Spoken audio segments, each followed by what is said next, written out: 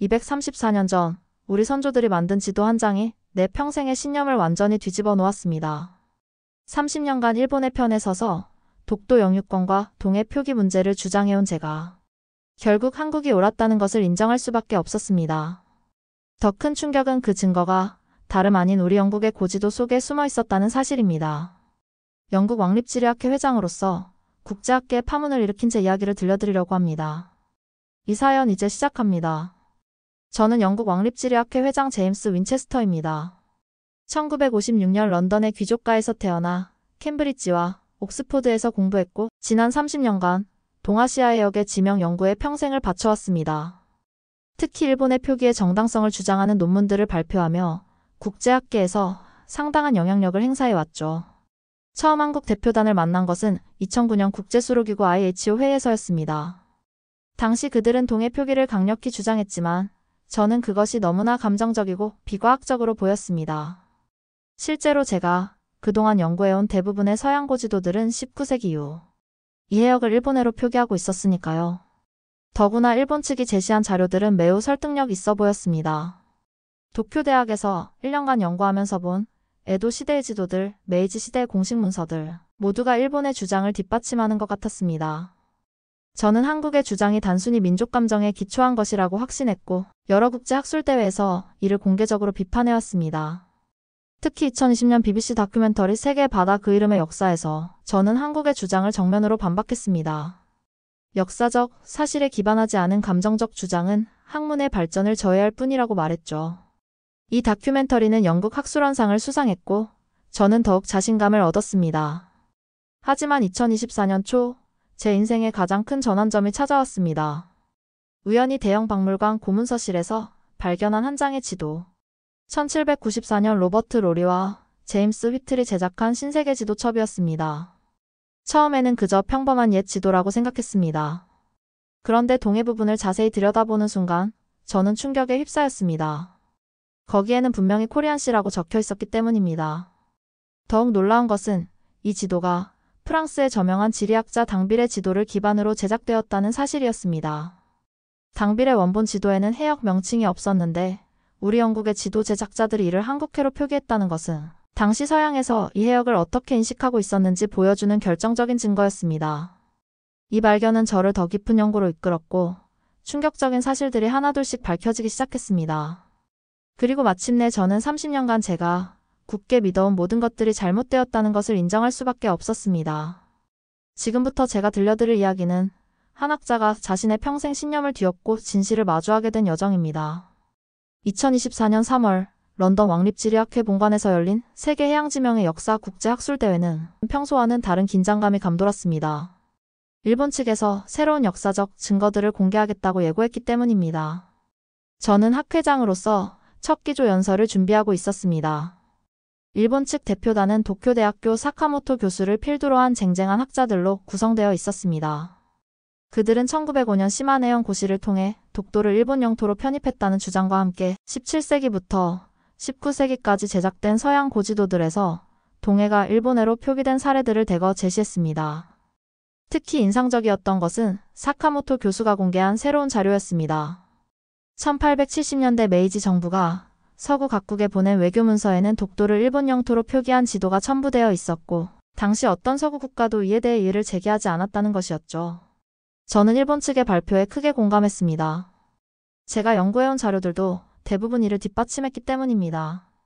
특히 19세기 이후 서구에서 제작된 대부분의 지도들이 일본해라는 표기를 사용하고 있었고 이는 국제수로기구 IHO의 공식 입장과도 일치했습니다. 그날 오후 제 기조연설에서 저는 이렇게 말했습니다. 해양지명은 역사적 사실과 국제적 관례에 기반해야 합니다. 감정적이거나 정치적인 주장은 학문적 진실을 왜곡할 수 있습니다. 현재 전 세계 대부분의 국가들이 사용하고 있는 일본의 표기는 충분한 역사적 근거를 가지고 있습니다. 한국 측 대표단의 표정이 굳어졌습니다. 그들은 즉각적으로 반박 자료를 제시하려 했지만 저는 감정적 대응은 학술대회의 품위를 떨어뜨릴 수 있다며 제지했습니다. 당시 저는 그것이 옳은 판단이라고 믿었습니다. 학회가 끝난 후 일본 측은 매우 만족스러워했습니다. 사카모토 교수는 저를 저녁 식사에 초대했고 새로운 연구 프로젝트를 제안했습니다. 그들은 에도 시대의 고문서들을 추가로 발굴했다며 이를 통해 독도가 일본의 고유 영토였다는 것을 더욱 확실히 증명할 수 있을 거라고 했습니다. 저는 그 제안을 흔쾌히 받아들였습니다. 일본 정부는 파격적인 연구비를 제시했고 도쿄대학의 명예교수 자리도 약속했습니다. 제 입장에서는 거절할 이유가 없었죠. 30년간의 연구 결과가 인정받는 순간이었고 제 경력의 정점이 될 것 같았습니다. 그러나 한 가지 마음에 걸리는 것이 있었습니다. 학회가 끝난 후 한국 대표단의 수석 연구원이 건넨 한마디였습니다. 윈체스터 교수님, 진실은 때로 우리가 믿고 싶은 것과 다를 수 있습니다. 부디 열린 마음으로 더 깊이 연구해 주시기 바랍니다. 그날 밤 호텔로 돌아와 이메일을 확인하던 중 한 통의 메시지를 받았습니다. 대형 박물관의 고문서 담당 큐레이터였는데 최근 발견된 흥미로운 자료가 있다며 한번 봐달라는 내용이었습니다. 당시 저는 그것이 제 인생을 완전히 뒤바꿔 놓을 것이라고는 상상도 못했습니다.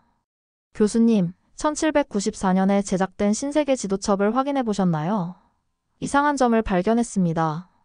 이 짧은 메시지가 제 30년 연구의 터닝포인트가 될 줄은 몰랐습니다. 그리고 그 다음날 저는 충격적인 진실과 마주하게 됩니다. 다음날 아침 일찍 저는 대형 박물관 고문서실을 찾았습니다. 큐레이터가 보여준 것은 1794년 로버트 로리와 제임스 휘틀이 제작한 신세계 지도첩이었습니다. 처음에는 별다른 특이점을 발견하지 못했습니다. 그러나 동아시아 부분을 자세히 살펴보던 중 저는 숨이 멎는 것 같았습니다. 그곳에는 분명히 코리안시라고 적혀 있었습니다. 더구나 이 지도는 프랑스의 저명한 지리학자 당빌의 지도를 기반으로 제작된 것이었는데 특이하게도 당빌의 원본 지도에는 없던 해역 명칭이 추가되어 있었던 것입니다. 그것도 한국해라는 이름으로 말입니다. 충격은 여기서 끝나지 않았습니다. 지도에는 한반도가 코리아로 명확히 표기되어 있었고 울릉도와 독도도 조선의 영토로 표시되어 있었습니다. 특히 팔도의 명칭과 주요 고을, 산지, 하천이 상세하게 기록되어 있었는데 이는 당시 영국 지도 제작자들이 한반도에 대해 상당히 정확한 지식을 가지고 있었다는 것을 의미했습니다. 저는 즉시 다른 고지도들도 검토하기 시작했습니다. 놀랍게도 비슷한 시기에 여러 영국 지도에서도 같은 표기를 발견할 수 있었습니다. 특히 제가 그동안 간과했던 중요한 사실도 발견했습니다. 19세기 이전의 서양 지도들 중 상당수가 이 해역을 한국해 또는 조선해로 표기하고 있었던 것입니다. 이 발견은 저를 심각한 혼란에 빠뜨렸습니다. 전날 일본 측에 약속했던 연구 프로젝트가 떠올랐습니다. 이미 도쿄대학의 명예교수직도 제안받은 상태였고 상당한 연구비도 약속받았습니다. 하지만 이 새로운 증거들은 제가 30년간 주장해온 모든 것을 뒤집는 것이었습니다. 그때 한국 대표단 수석 연구원의 말이 다시 떠올랐습니다. 진실은 때로 우리가 믿고 싶은 것과 다를 수 있습니다. 저는 괴로웠습니다. 평생을 바쳐온 연구가 잘못된 전제 위에 서 있었다는 사실을 인정하는 것은 너무나 고통스러웠습니다. 더구나 이 사실을 공개했을 때 받게 될 비난도 걱정되었습니다. 영국 왕립지리학회 회장이 평생의 주장을 뒤집는다는 것은 엄청난 파장을 일으킬 것이 분명했습니다. 일본 학계와의 관계도 걱정되었고 약속받은 명예교수직과 연구비도 물거품이 될 것이 뻔했습니다. 그러나 더 큰 충격이 기다리고 있었습니다. 고문서실을 뒤지던 중 우연히 발견한 1830년대의 영국 외교문서였습니다. 거기에는 당시 영국 정부가 조선과 일본 사이의 영토 문제를 검토한 내용이 있었는데 독도를 명확히 조선의 영토로 인정하고 있었던 것입니다. 이 사실을 어떻게 해야 할까? 며칠 동안 고민했습니다. 일본 측에서는 계속해서 연락이 왔습니다. 새로운 연구 프로젝트의 시작을 서둘러야 한다고. 하지만 저는 더 이상 그들의 연락을 받지 않았습니다. 대신 한국의 지도 연구자들을 만나기 시작했습니다. 그들이 보여준 자료들은 더욱 충격적이었습니다. 18세기 조선의 지도 제작 기술은 제가 알고 있던 것보다 훨씬 더 정교했고 독도에 대한 영유권 인식도 매우 명확했습니다. 특히 그들이 가진 고지도들은 제가 발견한 영국의 지도들과 정확히 일치하는 부분이 많았습니다. 마침내 저는 결심을 했습니다. 다가오는 국제학술대회에서 이 모든 사실을 공개하기로 한 것입니다. 일본 측으로부터 항해 전화가 쇄도했습니다. 윈체스터 교수, 이런 식으로 나온다면 당신의 학문적 경력은 끝날 것입니다. 심지어 영국 학계의 동료들조차 더 신중하게 생각해보라고 만류했습니다. 하지만 더 이상 진실을 외면할 수는 없었습니다. 저는 기자회견을 열어 이렇게 말했습니다. 학자로서 가장 중요한 것은 진실에 대한 성실성입니다. 제가 30년간 믿어온 것이 잘못되었다는 것을 인정하는 것은 매우 고통스럽습니다. 하지만 이제라도 진실을 말씀드려야 할 것 같습니다. 영국의 고지도들은 동해가 한국해였으며 독도가 조선의 영토였다는 것을 분명히 보여주고 있습니다. 이 발언은 엄청난 파장을 일으켰습니다. 일본 언론들은 저를 배신자로 몰아세웠고 약속됐던 모든 것들이 취소되었습니다. 하지만 저는 이상하게도 마음이 편안했습니다. 30년 만에 처음으로 진정한 학자로서 바른 일을 하고 있다는 확신이 들었기 때문입니다. 그리고 며칠 후 예상치 못한 소식이 들려왔습니다. 프랑스의 한 도서관에서 새로운 고지도가 발견되었다는 것이었습니다. 그리고 그 지도는 제가 발견한 진실을 더욱 강력하게 뒷받침하는 증거였습니다. 프랑스 국립도서관에서 발견된 새로운 지도는 예상을 뛰어넘는 충격적인 것이었습니다. 1730년 당빌이 직접 제작한 원본 지도였는데 여기에는 놀랍게도 당빌의 친필 메모가 남아있었습니다. 조선의 영토와 주변 해역에 대한 정보는 현지 조사와 조선의 관리들이 제공한 자료를 바탕으로 작성하였다. 이 발견은 제가 이전에 찾아낸 1794년 영국 지도의 신빙성을 더욱 높여주는 것이었습니다. 당빌이 조선의 관리들로부터 직접 정보를 얻었다는 사실은 그의 지도를 바탕으로 제작된 영국의 신세계 지도첩이 얼마나 정확한 정보에 기반하고 있었는지를 증명하는 것이었기 때문입니다. 저는 즉시 파리로 날아갔습니다. 프랑스 국립도서관의 고문서실에서 일주일을 꼬박 보냈습니다. 그곳에서 더욱 놀라운 사실들을 발견했습니다. 당빌에 개인 서신들 속에는 당시 조선의 지도 제작 기술에 대한 찬사가 가득했습니다. 조선의 지도 제작 기술은 매우 정교하며 특히 해안선과 섬들의 위치 표시는 놀라울 정도로 정확하다. 더욱 중요한 것은 당빌이 남긴 또 다른 메모였습니다. 울릉도와 그 동쪽의 작은 섬 독도는 명백히 조선의 영토이다. 일본 측에서도 이 사실을 인정하고 있다. 이는 18세기 당시 이 지역의 영유권에 대한 국제적 인식을 명확히 보여주는 증거였습니다. 이 사실들을 정리하면서 저는 그동안 제가 얼마나 편향된 시각으로 연구를 해왔는지 깊이 반성하게 되었습니다. 일본 측이 제시한 자료들만을 신뢰했고 한국 측의 주장은 감정적인 것으로 치부해버렸던 것입니다. 제 연구가 얼마나 불완전했는지를 깨달았습니다. 파리에서의 발견을 정리해 논문을 작성하던 중 한 통의 이메일을 받았습니다. 독일의 함부르크 대학에서 또 다른 고지도가 발견되었다는 소식이었습니다. 1789년에 제작된 이 지도에도 동해는 한국해로 독도는 조선의 영토로 표시되어 있었습니다. 이제는 확신이 섰습니다. 이것은 단순한 우연이 아니었습니다.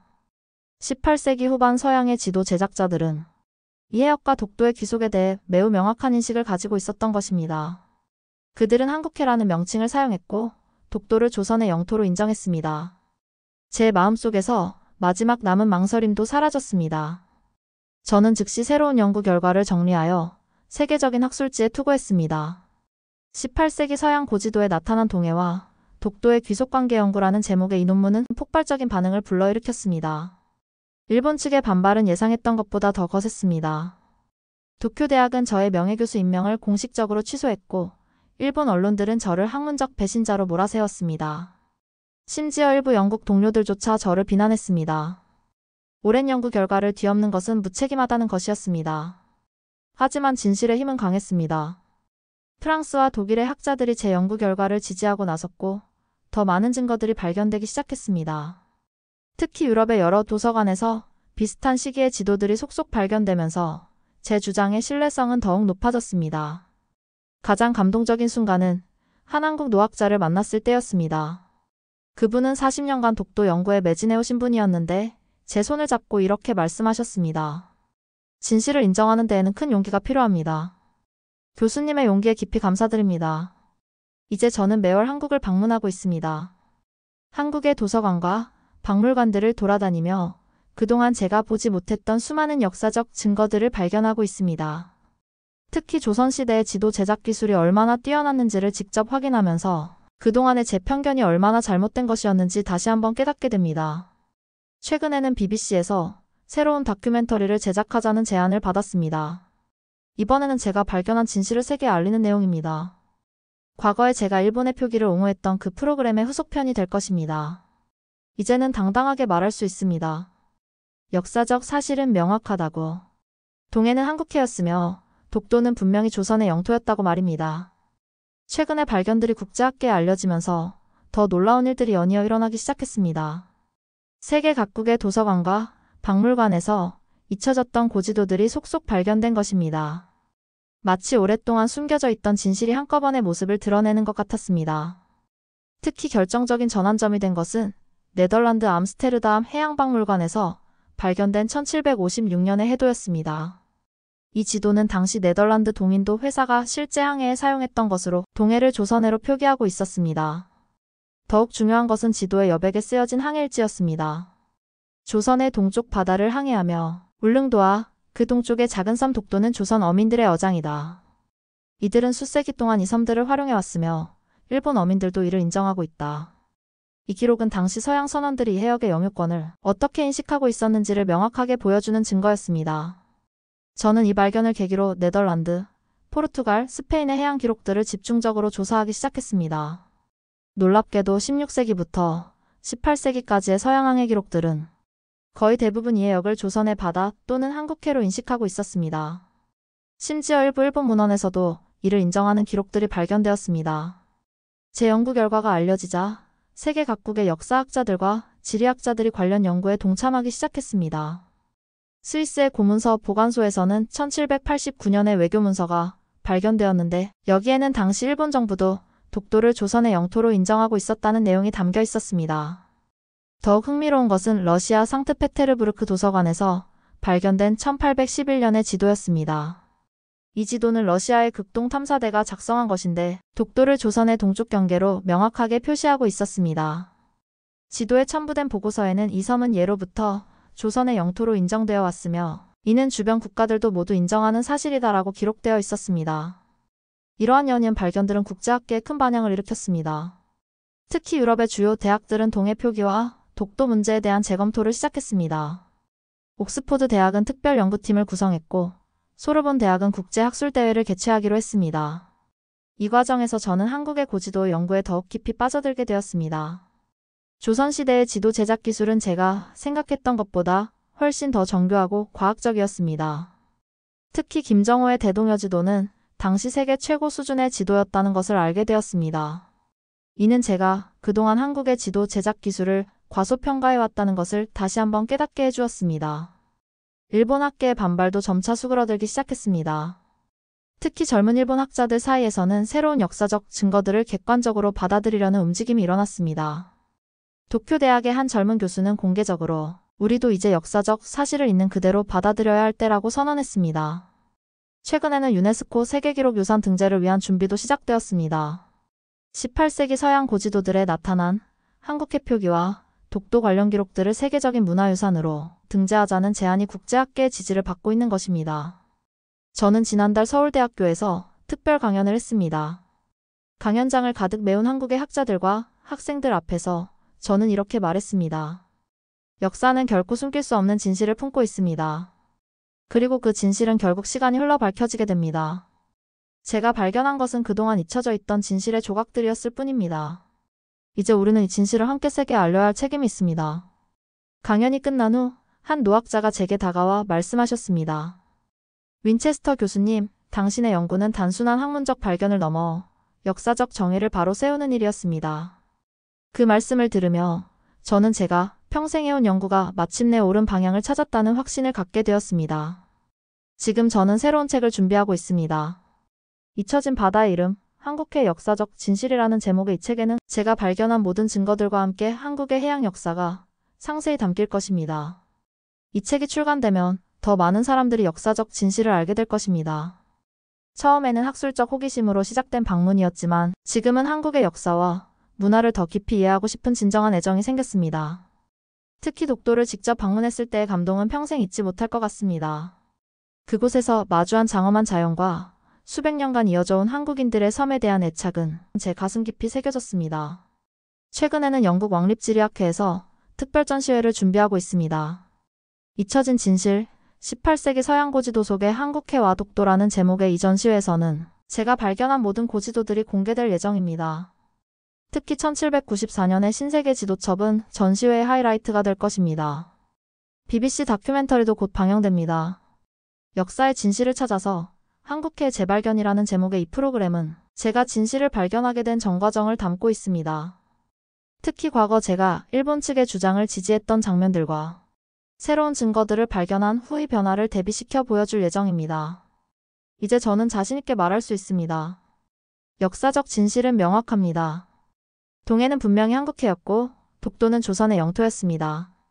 이는 더 이상 논쟁의 대상이 아닌 역사적 사실입니다.